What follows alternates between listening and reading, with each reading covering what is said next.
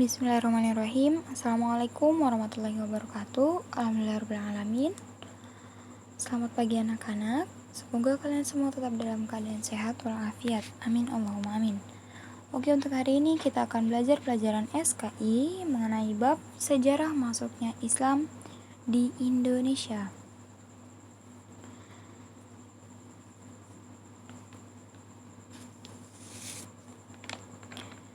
Bangsa Indonesia sejak dahulu dikenal sebagai bangsa yang ramah dan suka bergaul dengan bangsa lain.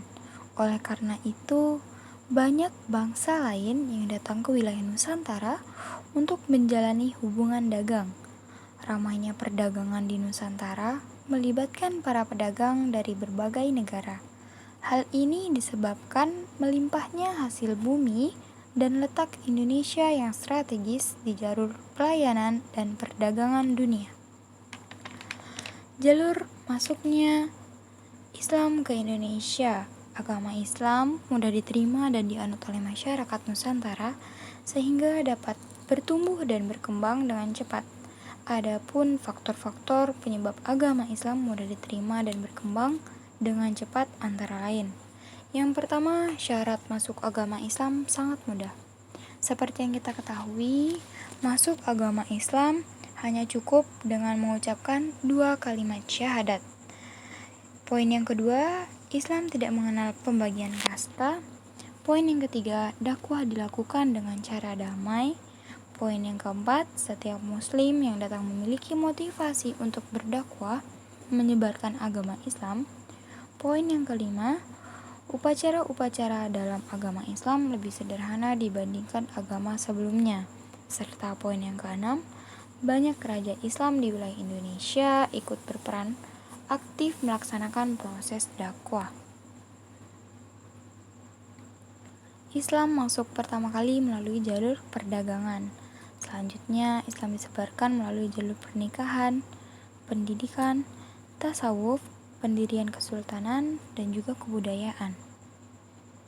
Teori masuknya Islam di Indonesia. Teori-teori masuknya Islam ke Nusantara antara lain yang pertama ada teori Gujarat. Teori Gujarat menyebutkan bahwa Islam masuk ke Indonesia sekitar abad ke-13. Yang kedua, teori Mekah yang mengatakan bahwa Islam mulai masuk ke Indonesia jauh sebelum abad ke-13. Ada juga teori Persia yang menyatakan bahwa Islam masuk ke Indonesia pada abad ke-13 dan pembawanya berasal dari Persia atau Iran itu sendiri. Ada juga teori Tiongkok. Keempat teori tersebut memiliki kebenaran dan kelemahan masing-masing. Namun, teori yang terkuat adalah teori Arab. Hal ini ditegaskan dalam seminar sejarah Islam yang berlangsung di Medan pada tahun 1963, serta dikukuhkan lagi dalam seminar sejarah Islam di Banda Aceh pada tahun 1978.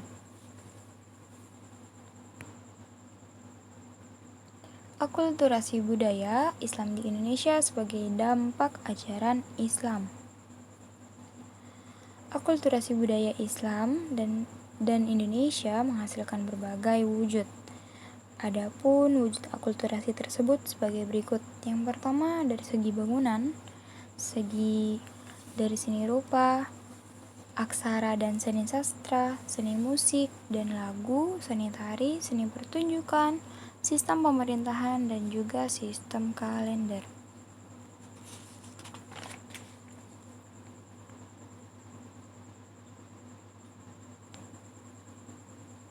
Perkembangan Islam di Indonesia. Islam berkembang pesat di wilayah Indonesia.